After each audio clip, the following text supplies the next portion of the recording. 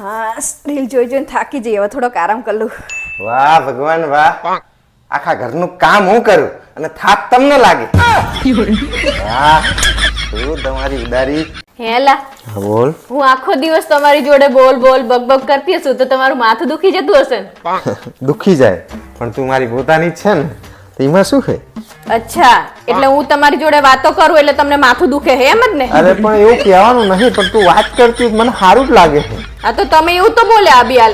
અરે પણ મારા બાપ, હે ભગવાન, ખબર જ છે મને કે હું બોલું ને એટલે તમને માથું ચડી જાય. આ તો હે ને હાંભરવા ખાતર હાંભરવાનું તમારે. એ મારા હારું, હવે મારી ઈ વાતનો જવાબ આપો કે એક બાજુ કેટરીના કેફ હોય અને એક બાજુ કરિશ્મા હોય, તો તમે કની હંગાત લગ્ન કરો?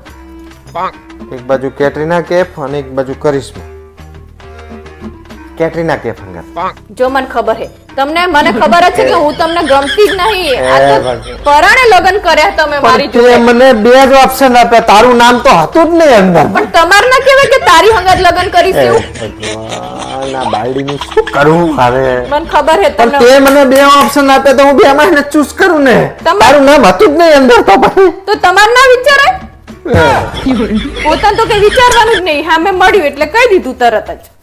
અને હવે મારો આગલો સવાલ કે એક સુંદર છોકરી હોય ઈ સામેથી આવતી હોય, હું ના જ પાડી દઉં ને, પહેલું જ નહીં. ઈ મને પૂછે ને, પ્રપોઝ કરે ને તો હું ના પાડી દઉં. રહેવા દેજે ભાઈ. ખબર હે હું હતી ને એટલે જ તમે ના પાડી. કે ચાલ્યો છું તો તું આવે. પણ તમને કેમ વિચાર્યું ને કે તું જ આવતી હશે, હું સુંદર નહીં?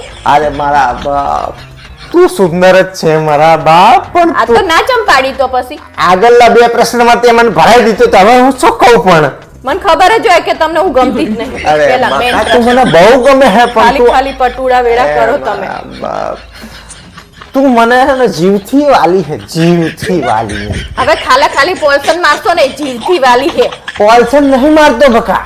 તે મને આગલા બે પ્રશ્ન ભરાયો એટલે મેં કીધું કે આ આગળની કંઈક બીજી જશે, એટલે મેં ના પાડી દીધી. મને એમ કે તું નહીં હોય એટલે પછી મને તું જ જોઈએ, હાથે હાથ જણા સુધી તું જ જોઈએ. બોલ, હું સુંદર નહીં તે? આ તે સુંદર તો છે, મેં ક્યાં ના પાડી. પણ તે એવું કીધું કોઈ સુંદર સ્ત્રી સામે આવતી, એટલે મને એમ કે કોઈ બીજી આવતી હોય તો મેં તારા માટે ના પાડી. તો મારું વિચારા તમારે કે પારું લે આવતી હોય ચંબડી એવું તમારે વિચારવાનું જ નહીં, ના જ પાડી દેવાની ડાયરેક્ટ જ. એટલે મારા બાપ ને તું હે ને આવા સવાલો મને ના પૂછી, શું સીધે સીધું કહી દે હું કેવી લાગુ. તું મને હે ને રૂપ નો બાર લાગે. તું બોલે ને ખીલા છે. હા બસ, હું કેવી લાગુ એ જ પ્રશ્ન પૂછવાનો હતો મારે. બાકી હે ને તમે તો મને ખબર જ છે કે આવી લાગે ને તેવી લાગે ને એવું કરે તમે. એટલે છેલ્લે તમારી જોડે એ જ બોલવાનું હતું કે હું હે ને મસ્ત લાગુ એમ. તમારી મારા બાપ, તું હે ને રૂપ નો અંબાર હે, અપ્સરા થી આગળ છે. અપ્સરા તો તારી સામે પાણી કરે. હા એમ બસ. હવે પૂરું ને? હા એમ. હવે લોહી ના પીતી, મને મારું કામ કરવાનું.